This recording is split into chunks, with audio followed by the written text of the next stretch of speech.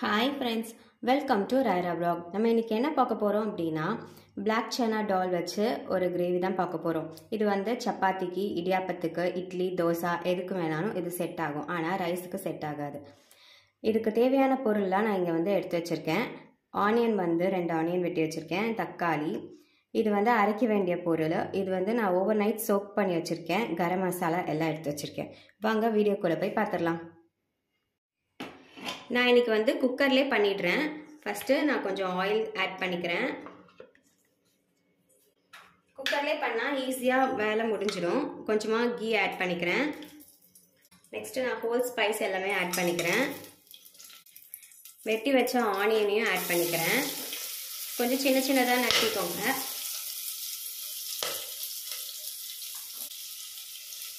இது நல்லா வதங்கட்டும். வதங்கினதுக்கு அப்புறமா நம்ம அரைக்க வேண்டிய பொருள் மட்டும் நான் சொல்லிடுறேன். கொத்தமல்லி, முந்திரி கொஞ்சம் ஆட் பண்ணிக்கோங்க. நல்லா திக்னஸ் கொடுக்கும் கிரேவிக்கு. நான் 2 பச்சை மிளகாய் எடுத்திருக்கேன். இஞ்சி, பூண்டு, தக்காளி 2 தக்காளி வெட்டி வச்சுருக்கேன். அதை நான் ஆட் பண்ணுறேன். இதை நல்லா பேஸ்ட்டாக அரைச்சிக்கோங்க.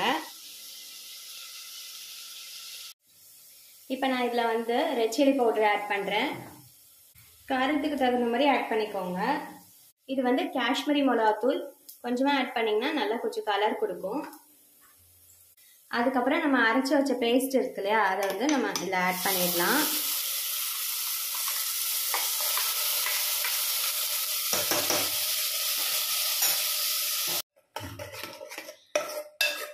இதில் பச்சை வாசனை போகிற அளவுக்கு நீங்கள் தண்ணி கொஞ்சம் ஆட் பண்ணிக்கோங்க. நான் ஒரு 1/2 டம்ளர் அளவுக்கு ஆட் பண்ணியிருக்கேன். சால்ட்டு நான் இந்த அளவுக்கு ஆட் பண்ணிக்கிறேன். ஓவர் நைட் சோக் பண்ண கடலை இருக்கு இல்லையா, அதை வந்து நான் இதில் ஆட் பண்ணிடுறேன் அந்த தண்ணியோடு சேர்த்து. அவ்வளோதான், நம்ம வந்து எல்லாம் அரைச்சி போட்டு பேஸ்ட் எல்லாம் போட்டு முடிச்சிட்டோம். இது வந்து ஒரு 2 விசில் வந்தால், ஒரு 2 to 3 விசில்ஸ் கொடுங்க.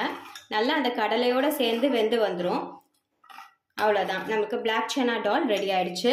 நம்ம சேனலை சப்ஸ்கிரைப் பண்ணாதவங்க சப்ஸ்கிரைப் பண்ணிக்கோங்க. பக்கத்தில் இருக்க பெல் ஐக்கானையும் டச் பண்ணிக்கோங்க. அப்போ தான் நம்ம போடுற வீடியோஸ் உங்கள் நோட்டிஃபிகேஷன்ஸில் வரும். இது மாதிரி ரெசிபிஸ் வேணும்னா ராயரா vlog-ஐ ஃபாலோ பண்ணிக்கோங்க. இதில் நான் லாஸ்ட்டாக கொரியாண்டர் கட் பண்ணி போடுறேன். இது போட்டால் கொஞ்சம் நல்லா வாசனை கொடுக்கும். அவ்வளோதான், லிட்டை நான் க்ளோஸ் பண்ணி விட்டுறேன். இந்த அளவுக்கு தண்ணி இருந்தால் போதும், இதிலே வெந்துடும்.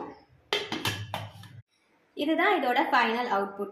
பிளாக் சனா டால் எவ்வளோ சூப்பராக ரெடி ஆயிடுச்சு பார்த்தீங்களா? இது எல்லாரும் உங்கள் வீட்டில் கண்டிப்பாக ட்ரை பண்ணி பாருங்கள்.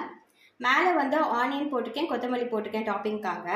இது குட்டி சமோசா இருக்கு இல்லையா, நம்ம கடையில் விற்கும் இல்லையா, அந்த ஆனியன் சமோசா, அது மேலே இந்த பிளாக் சனா டாலை ஊற்றி சாப்பிட்டோம்னா, அப்படியே இந்த கார்ன் மிக்சர் எல்லாம் ஆனியன் எல்லாம் போட்டு சாப்பிட்டோம்னா சூப்பராக இருக்கும்.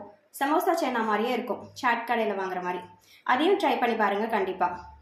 இந்த வீடியோ பிடிச்சிருந்தா லைக் பண்ணுங்கள், கமெண்ட் பண்ணுங்கள், சப்ஸ்கிரைப் பண்ணுங்கள். மறக்காமல் ராயரா vlog-ஐ ஃபாலோ பண்ணுங்கள். Tata, bye friends.